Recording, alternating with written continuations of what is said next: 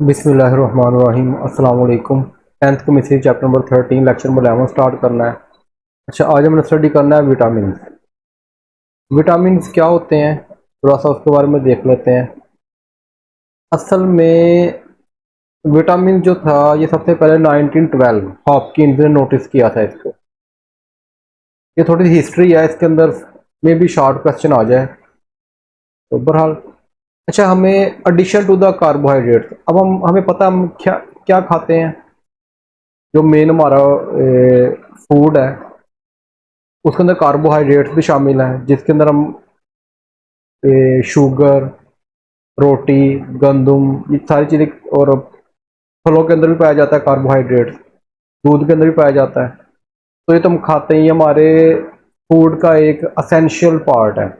Protein, protein भी हम ज़रूरी है हमारी बॉडी के लिए। उसके अंदर हमारा क्या कहते हैं, एग हो गया, आपके जितने मीट हैं, जितना भी गोश्त वगैरह है, वो सारा का सारा क्या है, प्रोटीन है। वो भी खाना बहुत ज़रूरी है। तीसरे नंबर पे फैट एंड ऑयल्स,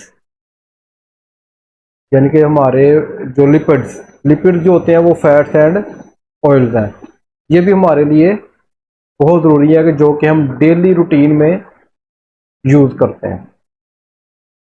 कहता है इनके साथ साथ कार्बोहाइड्रेट्स, प्रोटीन और लिपिड्स के साथ साथ कुछ ऐसे दूसरे सब्सटेंस की भी हमारे जिस्म को ज़रूरत होती है हमारी नॉर्मल ग्रोथ के लिए, जिससे हम नॉर्मल ग्रो करते हैं। Although the substances were need in small quantity, कहता है बेशक उसकी हमें इतनी ज़्यादा क्वांटिटी में ज़रूरत नहीं होती, लेकिन कुछ ना कुछ क्वांटिटी हमें उसकी लाजमी चाहिए। दी सब्सटेंस वर कॉल्ड, पहले ये क्या कहलाते थे, असेसरी ग्रोथ फैक्टर्स। क्या नाम था इनका, असेसरी ग्रोथ फैक्टर। लेकिन बाद में हॉपकिंस के बाद फंक आया। फंक ने इनको एक नाम, हॉपकिन ने क्या नाम दिया था, असेसरी ग्रोथ फैक्टर, और फंक ने क्या नाम दिया इसको, विटामिन का नाम दिया। तो उसने कौन सा डिस्कवर किया था vitamin B, I think one है या आई है ये, थाइअमाइन। ठीक है, ये सबसे पहले उसने डिस्कवर, ये एमसीक्यू के लिए अहम है कि फंक ने कौन सा विटामिन डिस्कवर किया था, थाइअमाइन बी 1। अच्छा, जो हमारे विटामिन होते हैं वो दो तरह के होते हैं, फैट सॉल्युबल विटामिन और वाटर सॉल्युबल विटामिन।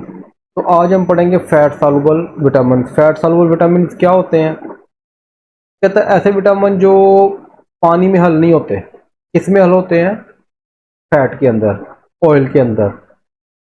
ठीक है, ऐसे विटामिन जो पानी के अंदर डिजोल्व नहीं होते बल्कि फैट के अंदर डिजोल्व होते हैं, the vitamin called the fat soluble vitamin. The vitamin which dissolve in fat are called fat soluble vitamin.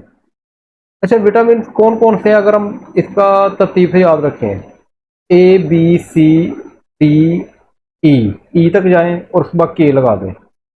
अब इसमें से बी और सी खत्म कर दो, इसको याद रखने का इजी वे है, ए से ई तक जाओ, A B C D E, उसके बाद के लगाना है आपने। अब दरमियान में से आपने क्या खत्म कर देना है, बी और सी को खत्म कर देना है। तो इसको हम क्या बोलते हैं, फैट सॉल्युबल विटामिन। तो these are the vitamin A D E and K क्या होते हैं, फैट सॉल्युबल विटामिन। इस तरह आपको इजीली याद रह जाएगा कि बी सी निकाल देना हमने। बी सी हमारा कौन सा होगा, वाटर सॉल्युबल होगा। If the vitamin are taken in large quantity, कहता है कि अगर हम इन विटामिन को बहुत ज़्यादा मकदार में खा लें, इसको ले लें, दे अकोमुलेट, ये इकट्ठा होना शुरू हो जाते हैं। ये क्या होते हैं, इन द बॉडी, जिस्म के अंदर, एंड कॉज डिजीज, और क्या पैदा करते हैं, बीमारियां पैदा करते हैं। यानी कि कहते हैं हर चीज़ जो excess is bad, everything everything in excess is bad. हर वो चीज़ जो कि आपके नॉर्मल से ऊपर हो जाती है वो क्या होती है, वो बैड होती है, बुरी होती है आपके लिए। और वो क्या पैदा करती है, बीमारी पैदा करती है।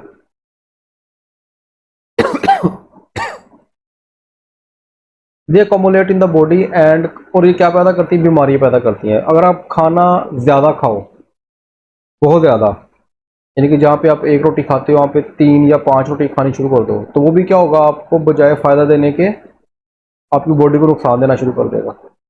अगर आप बहुत कम खाओगी तब भी नुकसान देगा। ठीक है, तो ये जो है ना फैट सॉल्युबल विटामिन, ये क्या होते हैं, ये आपके फैट के अंदर इकट्ठे होते रहते हैं। हमारे जिसमें चर्बी भी होती है, तो फिर वो निकलते नहीं है बाहर। वो जब वो इकट्ठे होते रहेंगे, आपकी बॉडी के अंदर ही रहेंगे, तो आपके जिस्म के अंदर बीमारियां पैदा करेंगे डिफरेंट। अकोमोलेशन, अब एक एग्जांपल देखो, accumulation of the vitamin D in the body causes bone pen.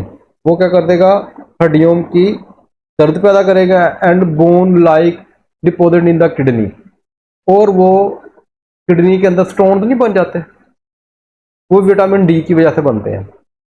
ठीक है, their deficiency also cause disease, और इसकी कमी भी क्या पैदा करती है, बीमारी पैदा। यानी अगर ज़्यादा खाओगे तब भी बीमारी है, कम खाओगे तो इसलिए मॉडरेट रेट पे रहना चाहिए, ना ज़्यादा ना कम।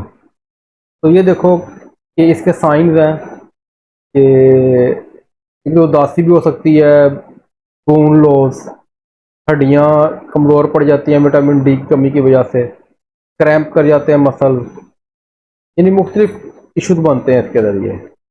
ठीक है, डेफिशिएंसी से भी, और किडनी स्टोन ज़्यादा खाओगे तो किडनी में क्या हो जाएंगे, ये पत्थर से बन जाते हैं। समझ आ रही बात की।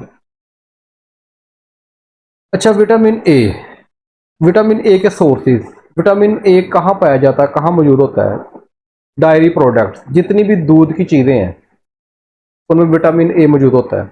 डायरी का मतलब क्या होता है, मिल्क, दूध, जितनी भी दूध की चीज़ें हैं, आइसक्रीम होगी, दूध हो गया, या खीर वगैरह होगी जो दूध से बनी है, दूध वाली कोई भी चीज़, उसमें विटामिन ए होता है। अंडों में पाया जाता है, ऑयल्स में पाया जाता है, फैट्स, फिश, चर्बी में पाया जाता है, और मछलियों में भी मौजूद होता है ये। इसके अलावा it also it can also be obtain from the beta carotene, ये बोर्ड में एमसीक्यूज आता है अक्सर, found in the green vegetables, ये सब्ज रंग की जो होती है ना सब्जियां, उनमें ये पाया जाता है एज अ बीटा कैरोटीन। इसके अलावा कैरेट्स एंड लीवर, गाजरों में भी और जिगर में भी पाया जाता है आपके। तो सारे सोर्सेज हैं, कौन कौन से हैं, dairy products, egg, oil, fat, fish, green vegetable जिसको हम बीटा कैरोटीन बोलते हैं, इसके अलावा कैरेट्स के अंदर और लीवर के अंदर, यहाँ पे ये विटामिन ए मौजूद है। नेक्स्ट आ गया इसके यूजेस, कहाँ कहाँ इस्तेमाल होता है, ये सोर्सेज हो गए। Main, the health of the epithelium, ये बायो वालों को पता होगा, एपिथेलियम टिश्यू, उसकी हेल्थ को मेंटेन रखने के लिए वो बेहतर है। जिस तरह ये आपको नज़र आ रहा है, ये सबसे ऊपर जो है ना टिश्यूज, आई थिंक तो ये हमारी बॉडी के टिश्यूज बताए हुए हैं। ये सबसे ऊपर जो नज़र आ रही है एपिथेलियम टिश्यूज हैं। ठीक है, कनेक्टिव टिश्यूज, कोलागेन फाइबर, पता नहीं क्या कुछ है, ये बायो से ज़्यादा रिलेटेड तो नहीं है। तो एपिथेलियम जो टिश्यूज है ना, उनकी ग्रोथ के लिए, उसकी हेल्थ को मेंटेन करने के लिए इस्तेमाल करते हैं। Act on the retina dark adaptation mechanism, अक्सर होता है कि जब आप क्या कहते हैं रोशनी होती है और एकदम अंधेरे में जाओ तो आपको अच्छी तरह वाज़ह नज़र नहीं आता, या अंधेरे में एकदम से रोशनी आ जाए तो तब भी आपको चीज़ें साफ दिखाई नहीं देती। तो इस अमल को बोलते हैं रेटिना डार्क अडेप्शन मैकेनिज्म। ठीक है, तो ये उस वक्त भी विटामिन ए काम करता है। तो ये दो यूजेस हैं इसके, एपिथेलियम टिश्यूज और रेटिना डार्क अडेप्शन। नेक्स्ट आ गया इसकी डिजीज, कि विटामिन ए अगर कमी हो जाए तो कौन कौन सी बीमारियां पैदा हो सकती हैं। नाइट ब्लाइंडनेस, रात का अंधापन हो सकता है कि रात को नजर नहीं आता। आई इन्फ्लेमेशन, आंखों का जलना, नहीं विटामिन ए की कमी की वजह से आपकी रात को अंधापन भी होगा और आंखों में जलन भी होगी।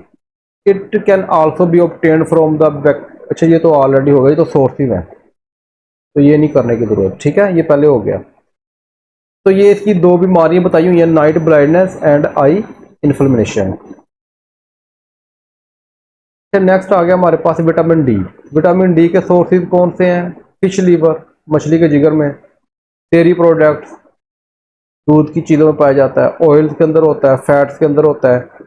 Vitamin D in the form in the skin when it expose to the sunlight. कहते हैं जिल्द के अंदर बनता है जब हम उसको रोशनी के अंदर एक्सपोज करते हैं। मिसाल के तौर पे अक्सर वो कहते हैं ना कि जो बच्चे जिनके जो होते हैं बिल्कुल पैदा होते हैं, एक दिन के 2 दिन के होते हैं, कहते हैं इसको धूप लगवाओ। कभी सुना है आपने?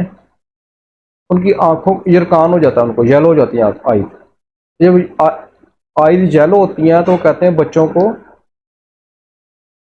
सनलाइट के अंदर लेके जाओ। क्यों? क्योंकि हमारी बॉडी जो होती है ना उसके अंदर जब सूरज की रोशनी पड़ती है तो क्या होता है कि वो विटामिन डी पैदा करता है, तो वो यरकान को कम कर देता है मेरे ख्याल से।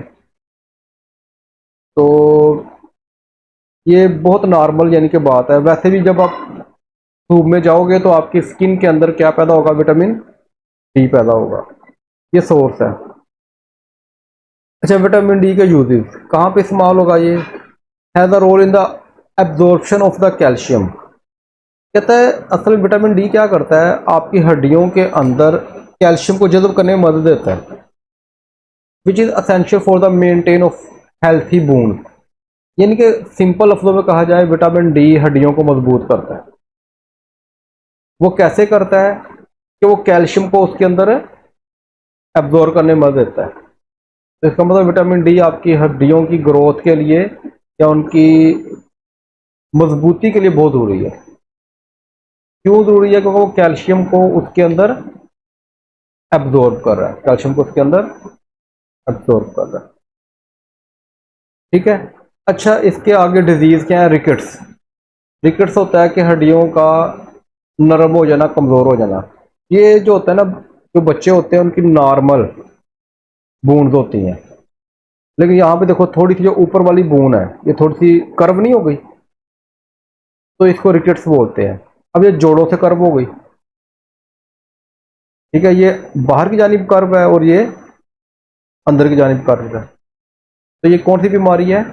ये रिकेट्स की बीमारी है। ये क्यों होती है? कि जब विटामिन डी की कमी हो जाए, क्योंकि हड्डी कमज़ोर हो जाएंगी, हड्डियाँ कैल्शियम एब्जॉर्ब नहीं करती। जब कैल्शियम एब्जॉर्ब नहीं करेंगे उसके अंदर मजबूती नहीं होगी, तो मजबूती नहीं होगी तो वो किसी ना किसी साइड को बेंड हो जाएंगी, मुड़ जाएंगी। ठीक है, तो ये इसके प्रॉब्लम्स हैं। आई थिंक तो ये इतना ही है। तो इंशाल्लाह बाकी एक टॉपिक रह गया, वो नेक्स्ट कर लेंगे। बाकी इसमें तो कोई बात पूछनी हो, कोई बात ऐसी जो रह गई हो? हाँ जी, कल पढ़ेंगे इंशाल्लाह। क्योंकि